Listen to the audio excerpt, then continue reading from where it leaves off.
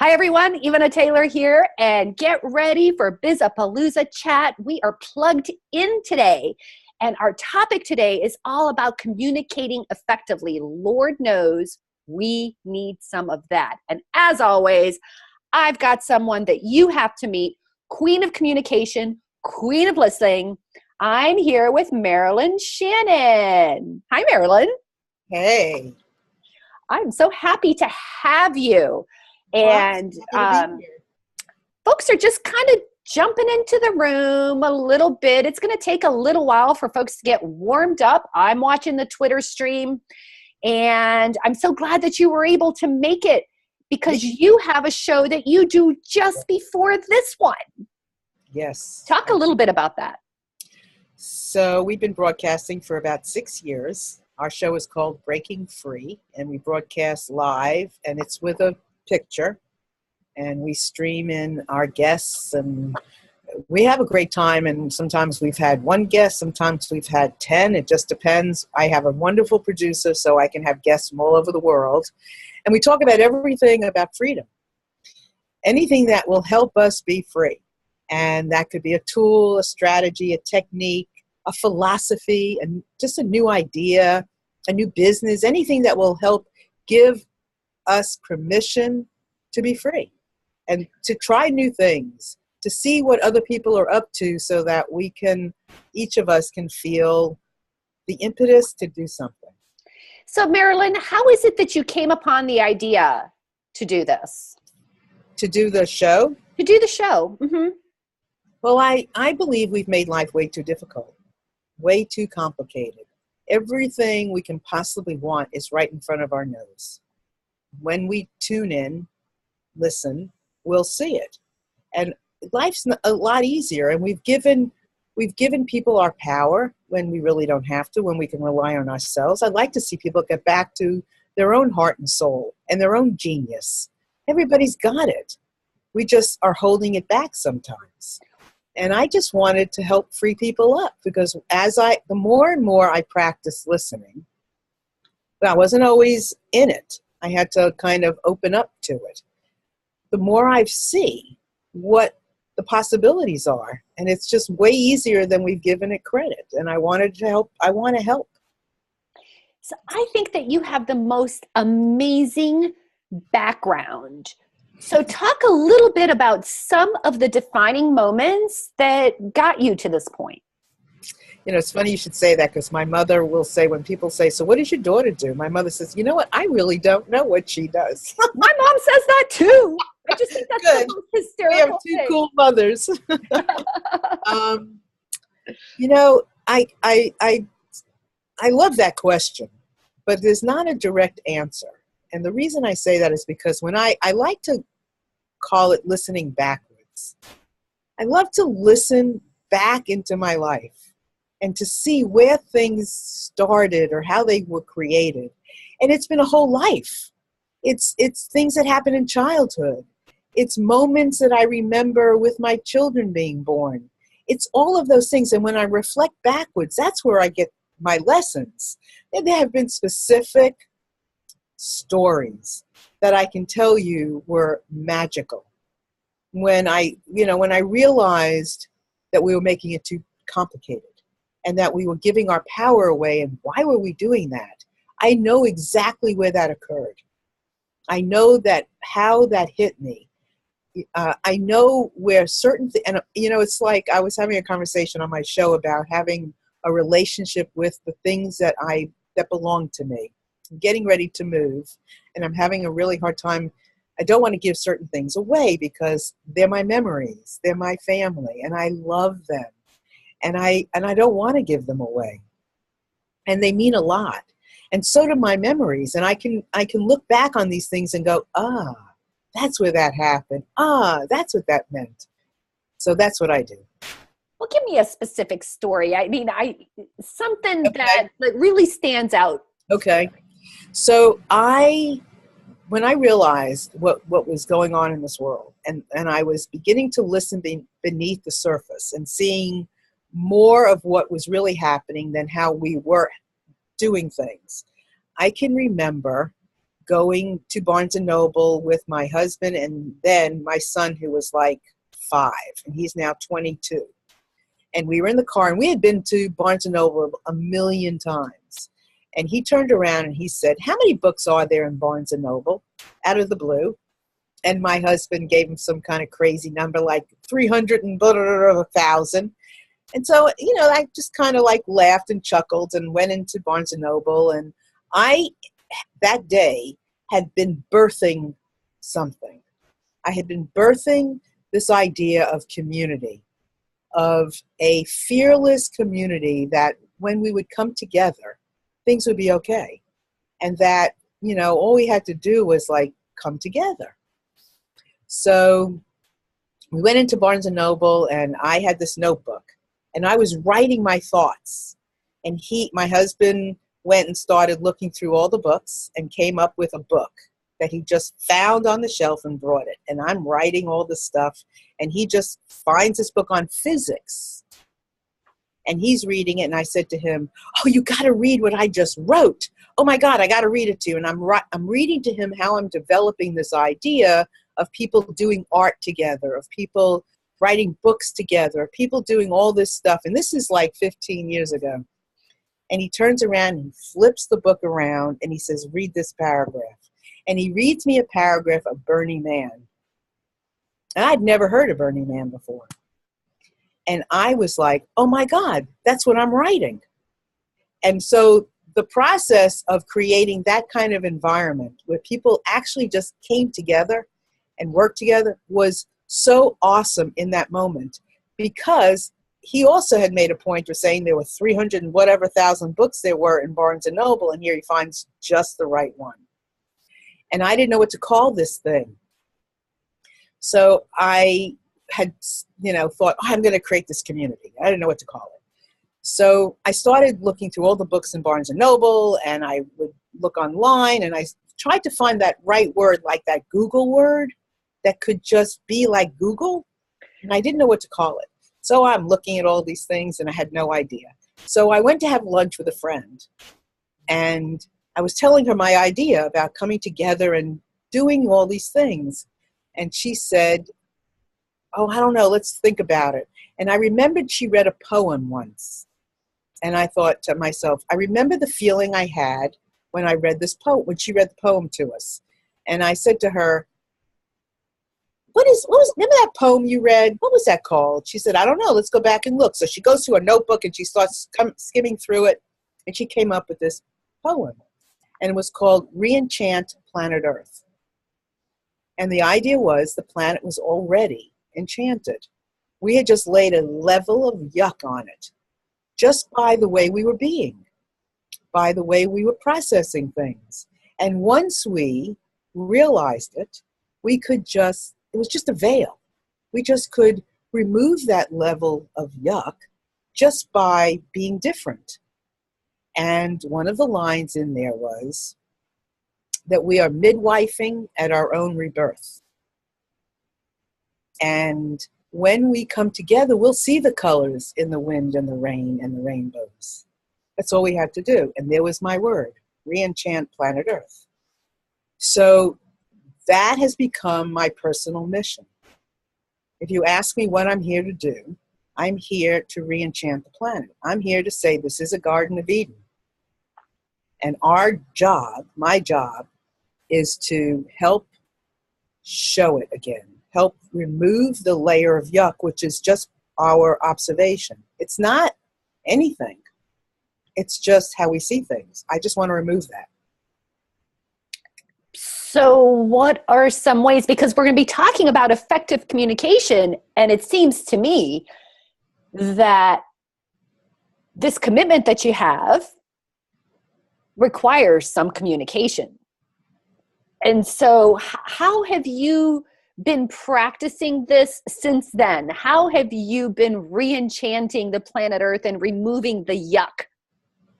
Well, I didn't know what I was doing. I just was putting one foot in front of the other. And so I became a mediator, because I was teaching special ed at the time, and I thought, God knows, people are just not like asking the right questions around this mediating table of teaching special ed. I thought it was crazy. And I was like, nobody's asking anybody anything. They're just making statements. And so I became a mediator. And through that process, I began to realize certain things about how to ask questions, about how to realize about emotion. And so I just started teaching things about communication skills, about asking questions. And one day I was teaching a communication class and people started to cry. I had no idea why people were crying. So I came home to my boyfriend, who is now my husband, and I said, I don't know, something's wrong. I'm talking about communicating and people are crying. I don't understand. And he said, well, you're really doing, what you're doing is you're talking about listening. I didn't know what I was doing. I had no idea. I said, listening? Because listening sounds so simple. Like, of course we listen, but of course we do. We're just not taking it deeper and then deeper and then deeper and deeper. And myself included, I'm always taking it deeper. That's what a listening practice is like. You listen, you hear something, and then you go, oh, okay, now what? And then, oh, they did that? Okay, now what? So I said, oh, so we started looking at listening. And I said, okay, well, let me start this listening practice. So I started observing. And then I realized, oh my God, listening is you called me the queen of listening? I think I did. Listening is the queen, king of all the senses. Because the kind of listening, and the only listening that we can do, is deep. And listening is a sense, but it's the head of all the senses. It's the boss. It's the badass of all the senses. Because every sense we have, and I know there's many more than just smell, touch, taste, and all of them, we're tuning in. Listening is tuning in. Listening is observation. Everything around us is giving us a message of some sort. And our job is to listen into those messages, to hear the message, and then to listen to see what to do with the message, and then to do with, and then everything is a puzzle. And the more we listen, the more we are able to figure out the puzzle. And life's a puzzle. I mean, isn't it? So our job is to listen into this puzzle and see what makes sense. And the more you listen, the more it makes sense. And the more fun you have. And I love how I could see, this is what makes videos so great. I can see how you just completely lit up from when you were talking about that story until we talked about what inspired you and how you got there. And I think it just occurred to me that we're listening not just with our ears, but with our eyes. So that the fact that it's the king of all the senses, are there other ways to listen, Marilyn? Oh, yeah. I mean, you said the eyes, smell. Mm. You walk into a fish store, you get a smell. When you walk into a bakery, you get a smell. What is that smell? How do you define the smell? You have to listen to create the definition. So touch, like when I'm doing like a training or workshop, I'll go around and I'll tell people, touch the desk. What is it telling you?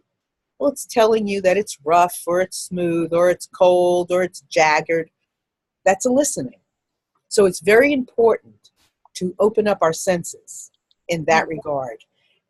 You know, when you're tasting sweet, sour, tart, and then you want to take it just deeper. I mean, you want to observe observation. You want to look at people and anything about your life, how you're showing up. You know, so often people will imagine they're showing up in a certain way. Listen to yourself with no judgment, because why judge? What's the point? Where's that going to get you? And judging doesn't have to be a bad thing. I mean, I can judge myself and go, this, that, the other thing. But if I listen, then I can hear the lesson in the judgment. So everything is important and relevant. it's all a lesson. It's all here for us to take it in. And the more we take it in, the easier it gets. Mm. I just had so many questions exploding in my head right now. Listen. Listen, right? Listen for the first one. Listen for the first one. You know, the first one actually had to do with obstacles. One of the things that's really been interesting to me recently, my favorite question recently has been, what's underneath that? So for example, you have a lot of folks talk about, you know, we're all about tips and tricks and, you know, sharing strategies and stuff like that. But one of the things that's been making me, you talked about feelings, that's been triggering feelings within me, is listening to experts talk about what they did to be successful. And then I feel like there's this selective listening going on, because sometimes, like, let's say the 4-hour work week, for example, people really hear the 4-hour work week. And I'm like, has no one read the first 3 pages of this book? Because if you read the first 3 pages of this book, you would see that this man worked really, really hard to get to this point. And everyone just like glosses over that, you know, and they're like, I want to be this person or that person, whether it's Steve Jobs or Gary Vaynerchuk or whatever. And lately I've just been asking myself, what's underneath that? Because just because that worked for this person doesn't mean it's going to work for you. And we all have obstacles that get in the way of our commitment. So what I'm kind of curious from your perspective are, what are some of the things that have gotten you stuck because you're up to big things? And then how did you get unstuck from that? It's a really good question. So I think one of the things, the obstacles is life. And I love what I do. I am passionate about everything, that every little inch of what I do, because everything I do is little bits building into a big thing. I'm dissecting the big things and taking them niche by niche. So life gets in my way, because all I want to do is do this. All I want to do is do these shows, talk to people, help free people up, but then life gets in my way. I have to move. I mean, there are things that I love. I love my children. I love my family. I have to stop and say, okay, Marilyn, you can't edit the story right now. You have to pack a box. Or you can't do this right now. You want to go babysit, which I do. So sometimes I'm torn because I want to do it all. But I know that I have to take my time out to be a grandma, which I love. I've got to take my time out to be a wife, or to take care of myself holistically, physically. You know, I got to exercise. Sometimes I don't want to stop. I'm in a moment. So life can do that. And it does that, right? Gets in the way. It does that. But patience, and what I have found through listening, that's why listening is the most freeing thing you can do, is when I take a time out to do something I'm supposed to do, I have to do, it seems that the other things that I also wanted to do that I couldn't do seems to work out even faster.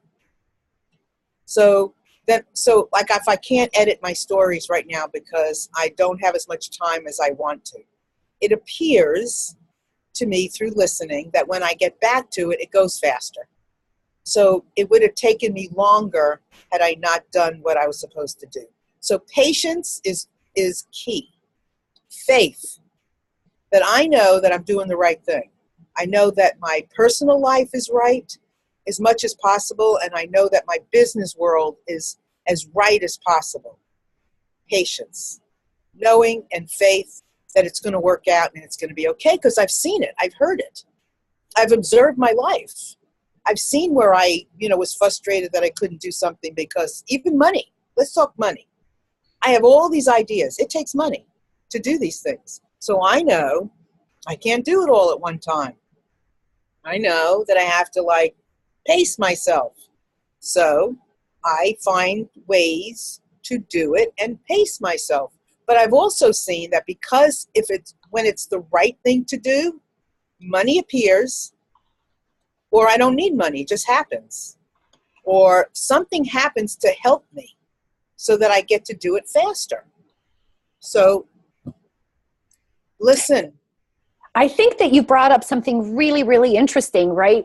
We're having this whole conversation about communication and communicating with others. But one of the things that you've brought up that's so important is communicating with ourselves, and the things that we say to ourselves, and then listening to ourselves, and having that patience. I know exactly what you mean.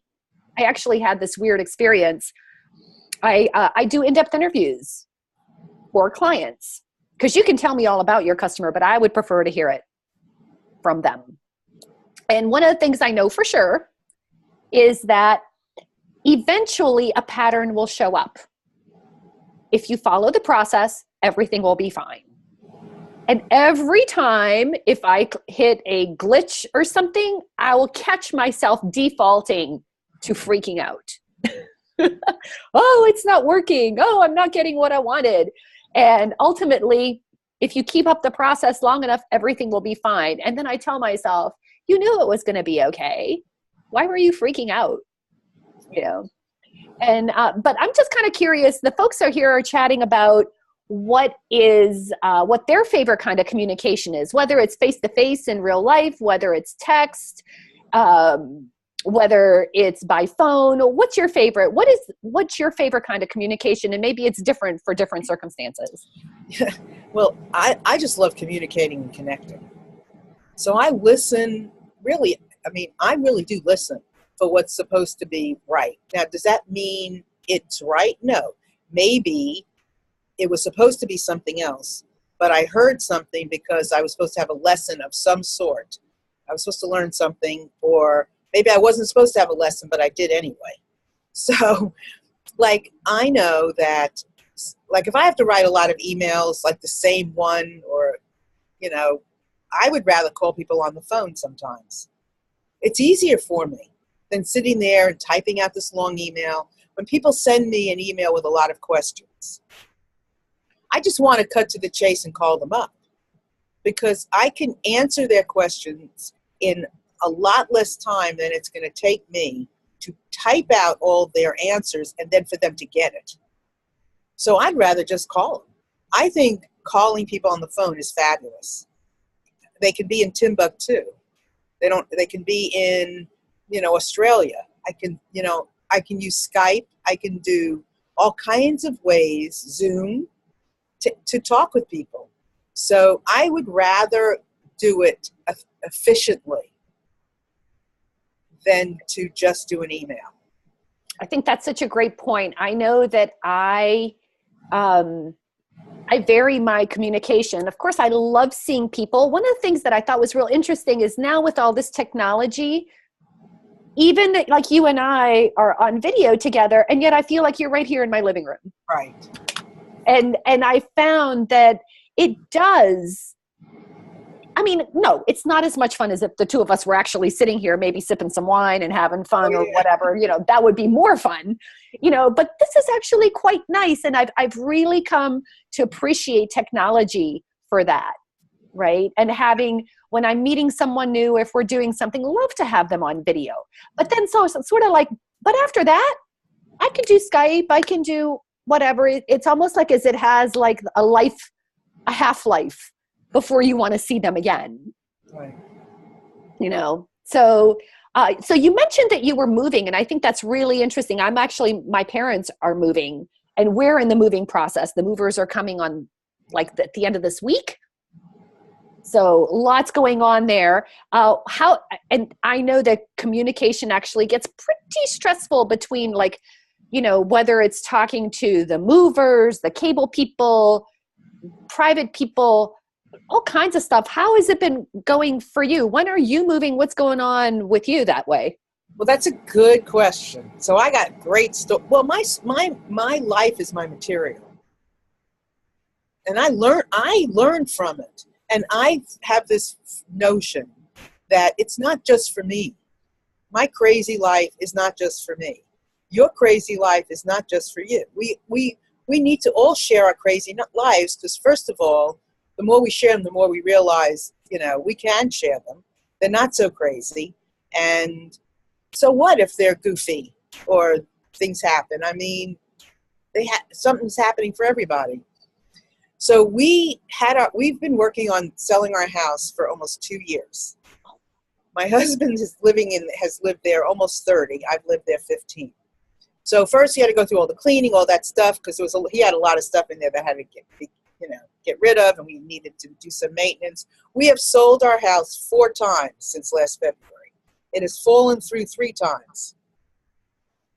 This last time is the keeper. And the interesting thing is, I believe that my neighborhood was meant to be with these new people. And these new people were meant to be in my neighborhood because they're so nice.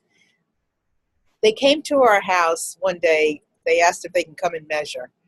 And we left, and they came, and they actually left us a note, a thank you note, and a bag with bread, thanking us for our house. Then they came back again because their oldest, or one of their daughters, was away at school, and they wanted to show her the house, and they asked if they can come in. So we said yes, and the house was upside down because we're packing. Came back, and there was a note from them. So it's like, even when my house didn't sold 3 times, I knew there was a reason. Otherwise, why wouldn't it have sold and stuck? And it's been frustrating. I have to say, it's been frustrating, but I've been patient because I figured, what the heck? We wanted to rent. So we didn't have, we are moving about 35, 40 minutes away, so that in a busy life, as I have, I can do drive-bys and see my grandchildren. It's hard 35, 40 minutes away to be busy and see my grandchildren, and my daughters and my family, but I want to. So I got to take care of that issue. I got to be closer so we can, it doesn't take 35 minutes to see each other. It could be 5 and I can spend 10. It's quality, not the quantity. It's very important. It's about how great that 10 minutes is, not that, that I spend an hour and I don't ever do it. You know what I mean? So the house sells, and we start to look for a rental. Every place I saw was awful.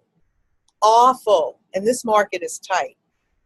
And so we found something we liked. We put it, said we would rent it. It was in a good spot. We lost it. They took somebody else. And I said to my self, must not have been the right place. I believe in healthy excuses. Because what's the point of making myself crazy? I mean, I have to say something. Otherwise, what? So last Monday, now my house is closing in the next few weeks. Last Monday, my daughter's a realtor. She took me to see this one townhome, and it was perfect, other than the fact it's a little too small, but it's on the water. It's as cute as it can get, and it's simplifying my life, and I cannot wait to get there, really. And I'm emotional about my house, but I can't wait to get there. And so I really do believe that this whole thing, call me crazy, and I'm practical, was kind of sort of meant to be in a certain way. It just had to be at the right time. And we get the house last Monday. We're moving next Tuesday. There you go. And you said something that really made me think. You said it's not the quantity, it's the quality of the time that you spent. I'm sort of, in a day where we're just communicating all over the place, whether it's on social media or on email or telephone. I mean, too many channels and devices sometimes, honestly. What do you think about this quality versus quantity? Where do you fall down on that? Well, I believe in forgiveness.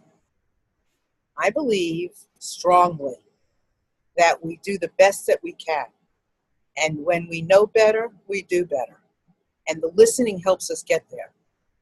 And so you try something. If it works, great. If it doesn't work, you heard it. You either try it again, because sometimes trying something once isn't enough. You got to try it a second time, but you know, you got to look at it and go, okay, it's not working. Let me try something else. I believe that you, again, you do the best that you can, always. So you giving your best is always quality. Mm. You know, again, I can't do everything I want to do at the same time.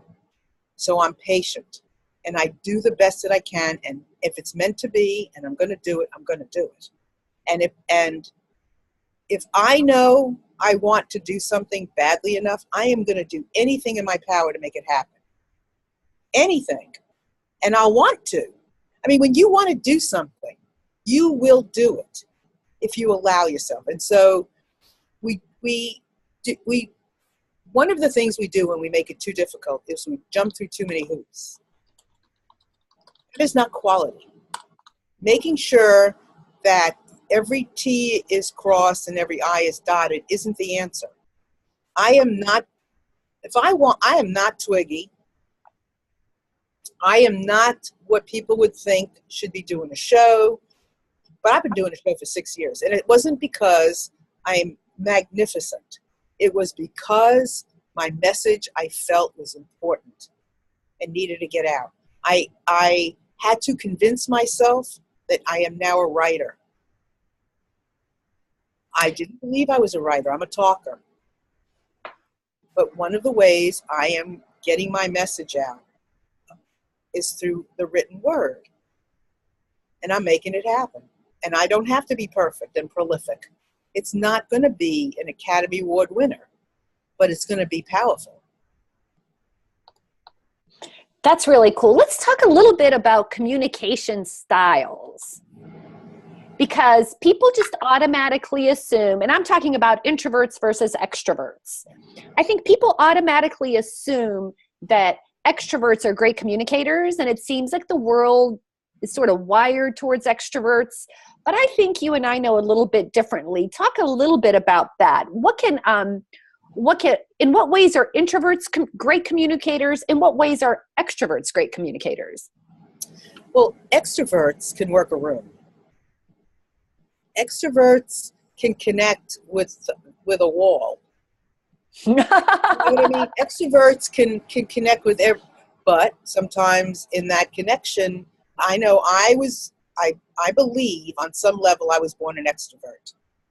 So as I have grown, I've noticed myself more because I'm listening, right, to my actions. I could see that in working that room, I wasn't always making the deepest connection. I was connecting, but I wasn't connecting as deeply with some as I would have liked to have. So as I've observed myself, I've listened, and it's not about blame. I heard it. So then I can take an action that says, okay, next time I go into a room, instead of trying to meet everybody, let me meet 3/4 of the people. Let me meet half. Let me sometimes just try sitting and having people come to me instead of me going to people. Oh, that's awesome. It's like playing a little game with yourself. Yeah, I play with myself all the time. Right? What do you think this is about? Life's a playground. That's why I'm forgiving of myself and for I like to call them my toots and my oops. You know, I like to talk about my wins because they're not easy. I mean, I've had to work winning, but I also like to talk about my oops, my lessons learned, because the more we all talk about our toots, why wouldn't we? Right? I mean, who's going to come to me as a coach if I can't talk about how good I am? As well as my oops, because that's my lessons. And the more we all share them, the better. So I, as an extrovert, have become more calmer as I've listened, right? As I've observed, which to me, observation is listening. So as I've listened, I've calmed down. I've gotten a little quieter. I've been able to be more silent in a moment in a room. So I've become more of what you call an ambivert. Some of me has become more of an introvert, and I like it. I like my extrovert as I like it. I can turn it on and turn it off. That's what's so great about us. We have that power to be how we want to be or how we need to be in a moment. And it's still authentic because we're all of the above anyway. We're not just one thing, we're everything. Yes. So I can be more of an introvert and observe. Now, introverts have had to do the same thing. In some ways, introverts are creative. They are observing. But in this world, sometimes they've had to speak up more. The thing is, we have to, but it's really great when we can appreciate all of us, each of us, for all that we are. And so and together, we're a team. So for introverts have had to become more extroverts, and extroverts, when you work the work, you become more of an introvert. So somewhere we're going to meet each other and we're going to be closer to the middle. So is your husband an extrovert or an introvert? He's an introvert. Mine started out as an introvert and I started out as an extrovert. Yeah. 25 years later, I find myself appreciating my quiet time more and more and more. And sometimes being overwhelmed by other people. It just is it's a completely different experience. Now, I wish I could say, Marilyn, that I have become a better listener. It's something that I suppose I can say that I have. It's something I work on. It's something I practice, and as an extrovert, as a hardwired extrovert, it takes some practice. Whereas I think he's like a way better listener than I am. So let me say this. So taking it in is one form of listening. Knowing what to do with it is another form. So introverts, yes, they're quieter, so they're more observant on some level, so they can take in. But then, what do they do with it? So that's for everybody. So listening is a practice. It's an art. Just like anything, yoga, the deeper you go, the more you practice a pose, the better you get at the pose. I am practicing more and more my listening. And so the word listening is in my third eye, in my psyche. I don't care where you put it. Wear a bracelet that reminds you. And every moment you see that word, every moment you see that bracelet, look around. Just take a moment. Observe somebody. Take a moment, look at yourself, just listen. And the more you do that, it's not going to the grocery store. Look at your bracelet, your listening bracelet, your ring that you put on your finger to remind you to listen. And look at the cash register lady or the man. Just take a look and see, what are they doing? Look at their actions. How are they giving you the money back? How is somebody doing something? Take a moment to taste a new flavor of coffee. Why, Marilyn? Why bother? I'm busy. Why should I bother? Seems like a lot of work for what exactly? Well, that's a good question. And I may not have the full answer. I just know life gets simpler.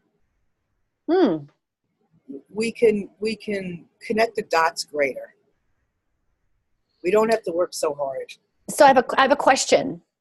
I love to say, people complain. We're really good at complaining. Okay. What are some typical complaints that you might have, not you, but one might have, that would tell you that doing this listening practice, like you talked about in the grocery store, watching the person, what type of complaint might come up that would say, hey, you need to do more of this kind of observation and listening? It's funny you should say that. So when I started my listening practice and I started really tuning in more and more, right, one of the first things I noticed was how much I was leaving out of a conversation. When I was in the conversation, because I was listening and I was like the third, like it was the person, it was me, and then it was my listening, right, as the third entity. I realized how much I was not saying. And what a setup that was for somebody else. Because I would hear what was coming out of my mouth, but then I heard what else I was making up in my head. or my assumptions that were between, I say something, I'd have an assumption or is that true? Or a question. And then the next statement, right? So I realized how much I wasn't saying to the other person, which is a setup because they don't know what's going on in my head, right? Well, then I realized what other people weren't saying when I started listening to them. And I realized, well, they didn't tell me. They went from A to D, and there's something missing here. So I really started hearing that. And I went, huh? So you got to have a sense of humor because, again, we all would do better if we could and when we can. And we will do better when we can. So I started to put that information in, right? Because I heard what I was missing. So I started adding the information I was missing. Well, then I started asking other people for what I knew they were missing. But I didn't do it in the form of necessarily a statement because I didn't want to put anybody on the defensive. So I would do it in the form of a question. And it was amazing how much better my communication, relationships, and efficiency was getting.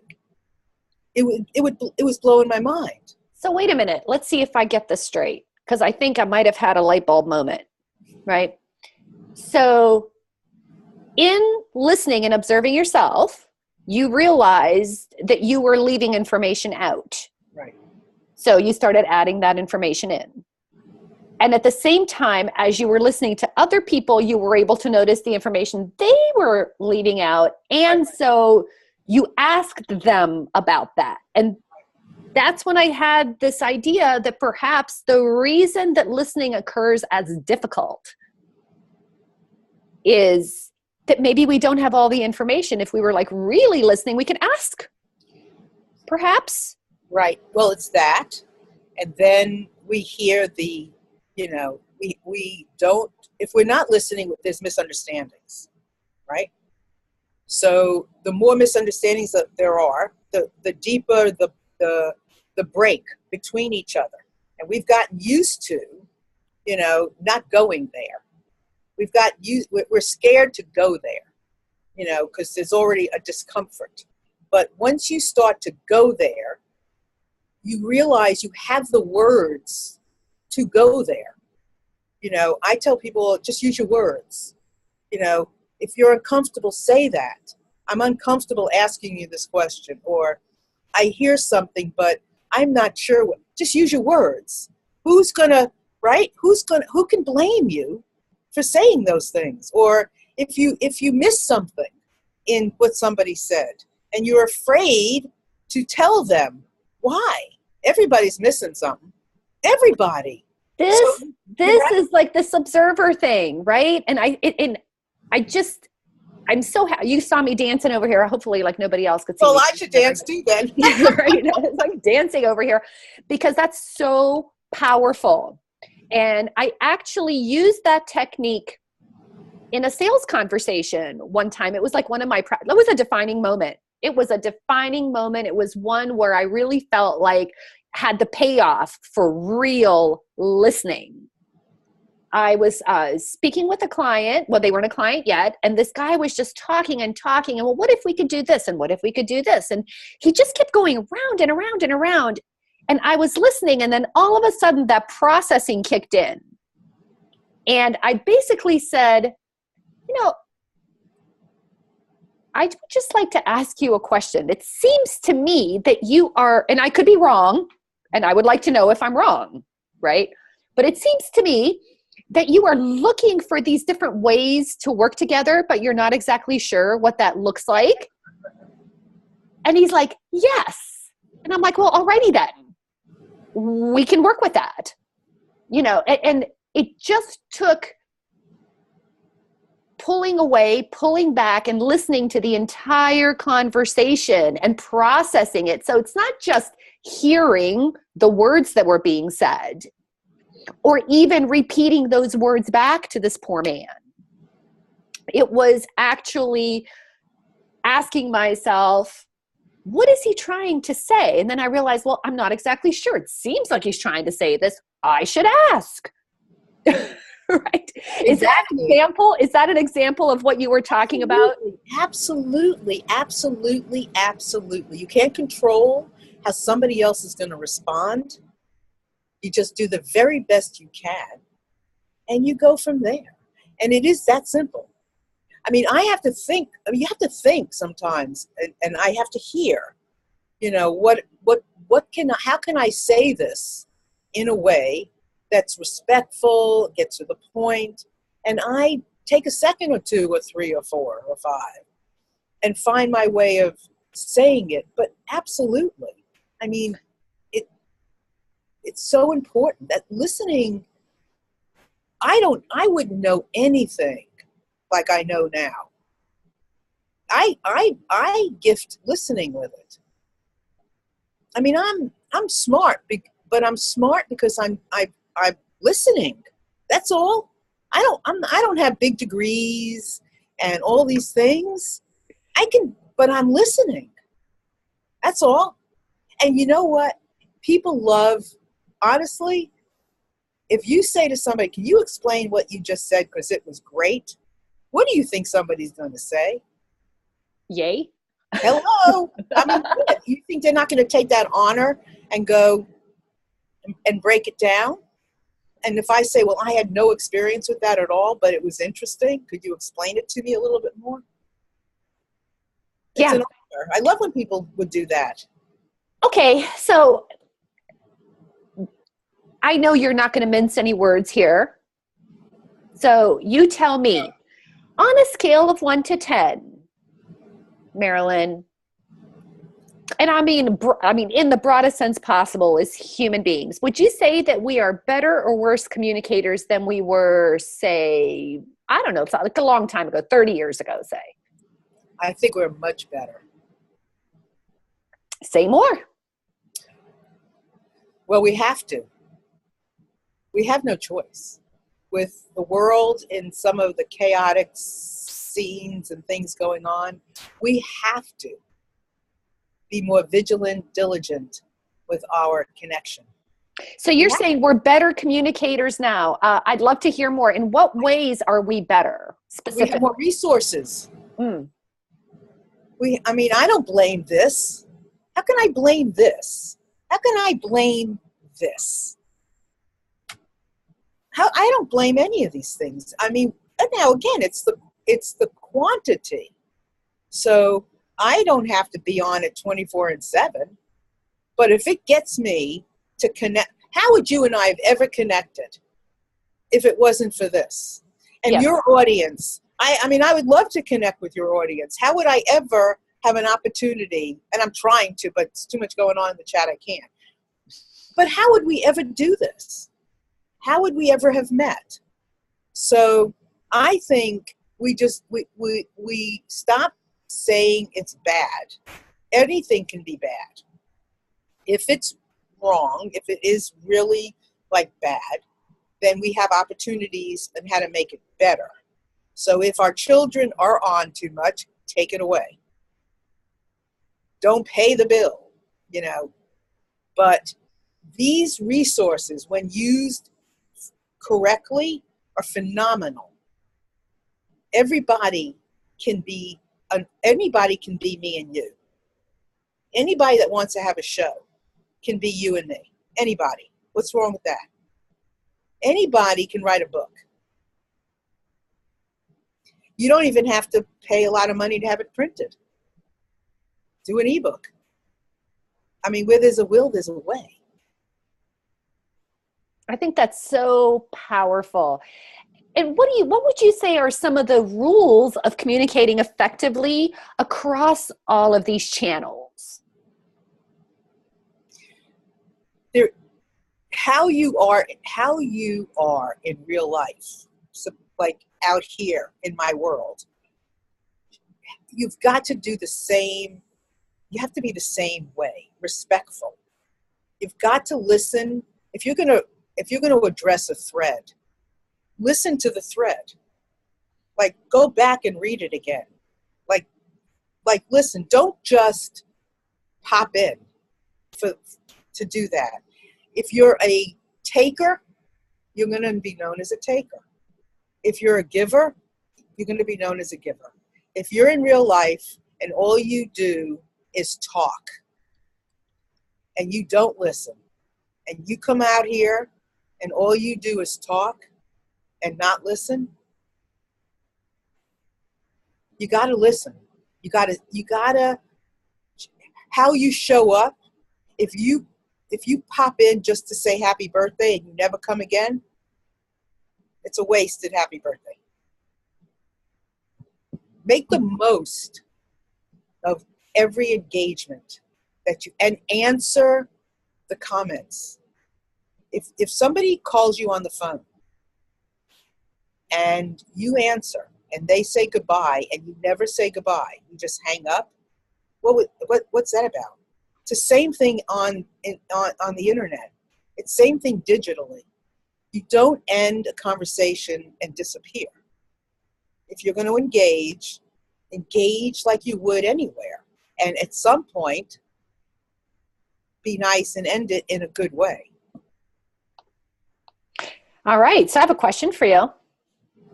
I have multiple questions. I'm going to see which my favorite one is. What can you do today that you could not do a year ago? Call myself an author. Let me tell you, that was not easy, because I'm not grammatically correct. I make up my own words. I mean, I really struggled with it. But what I am good at is getting the story. And so instead of getting hung up on what I can't do, I'm going to get more hung up on what I can do. And I'm going to find somebody who can fix what I can't do. And I don't have bank accounts of money to create what I want to do. So I do the best that I can. And so, for instance, like my first book, I found a great college student to do the first line of edits, because I don't know grammar. So I made it a little easier so that when I turned it over to somebody else, it wasn't as much to do, because I'm not grammatically correct. So I don't get hung up on that stuff. So being an author, though, was tough. I mean, I struggled with how to express things in the written word. I could talk all day long, obviously. That's my art. Writing wasn't. But now I can see. And I'll tell you something. I heard people tell me that my stories were good. And it's good to have pat on the backs. You want to surround yourself and listen to what people are telling you.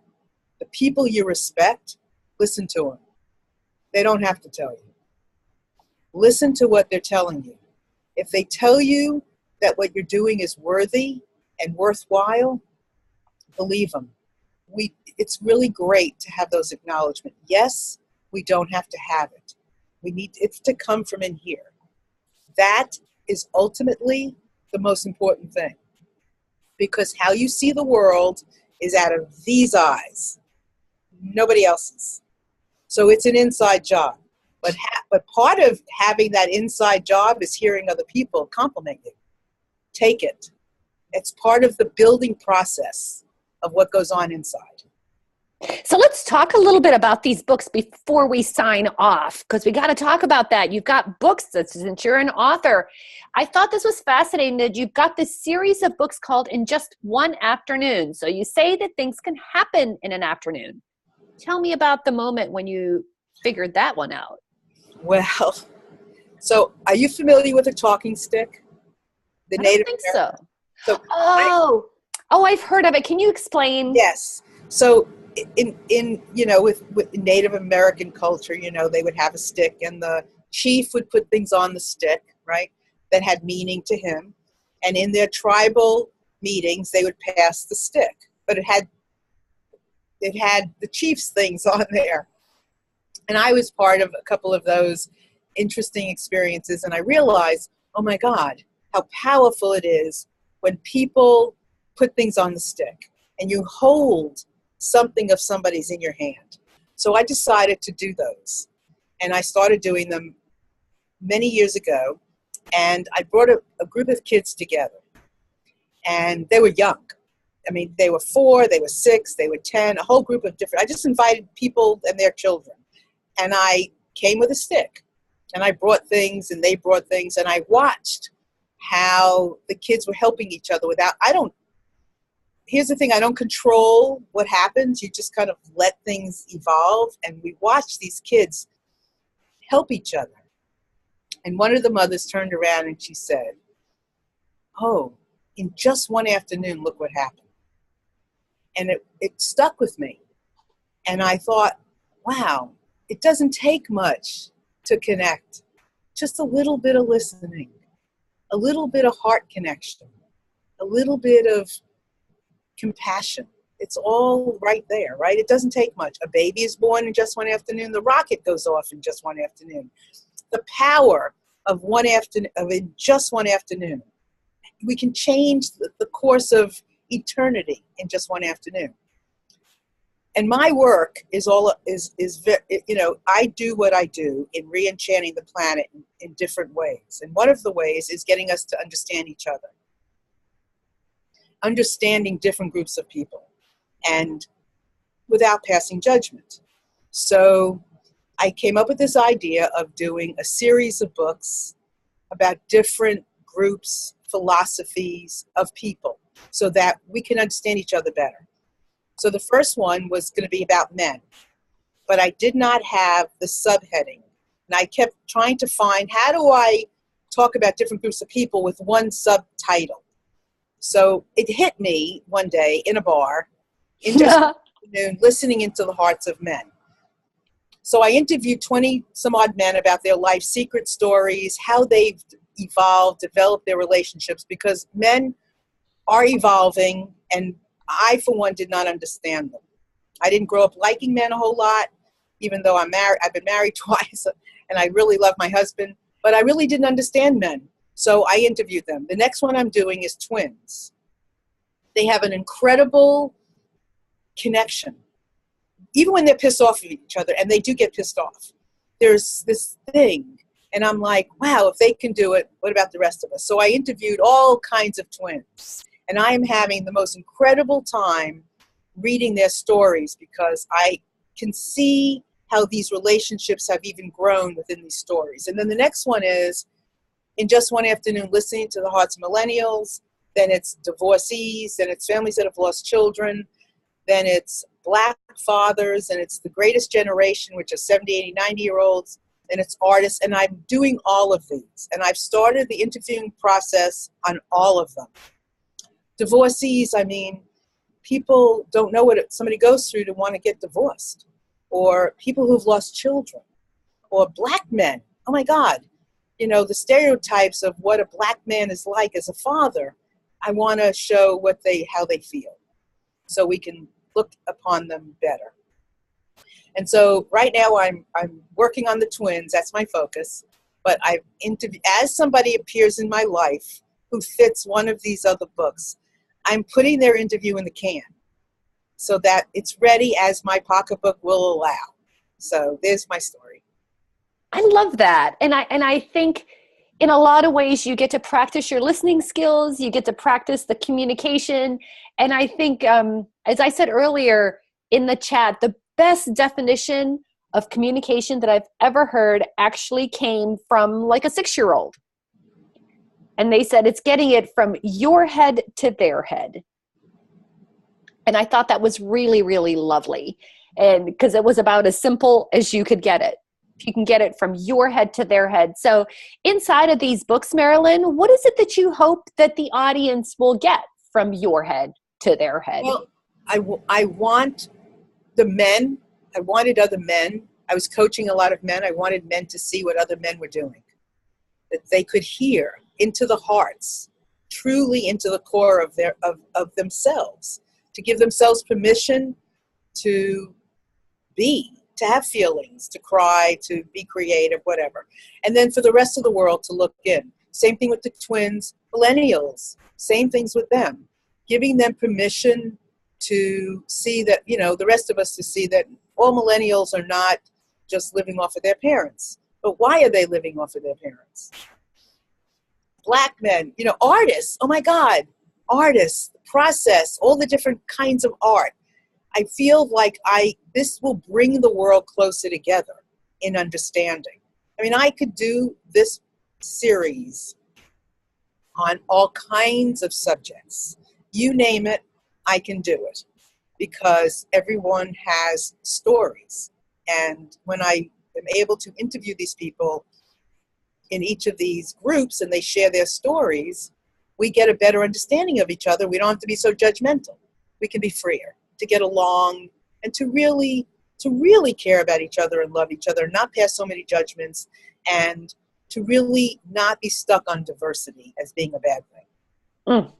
That is wonderful. Marilyn, we have come to the end of our hour. I can't even believe it. And there you have it, everyone. Another Bizapalooza chat, as Marilyn said, in the can. We're talking about communications. And before we let you go, Marilyn, where can folks get more information and see information about your book? So you can go to MarilynShannon.com. It's easy. I like to make things easy. It's, my stuff is there. My website is always under, always being updated. You can find me there. You can find me on Twitter at Marilyn Listens. Please make friends with me. I'm on Instagram, Marilyn Listens. I'm on Facebook, Marilyn Littman, Marilyn Shannon. You can find me. I'm findable, and you can email me if you want to be part of my stories, Marilyn at MarilynShannon.com. Awesome. And my show is on Mondays live at 1:00. There we go. So check out Marilyn. Marilyn, thank you for being here with us today. Thank you.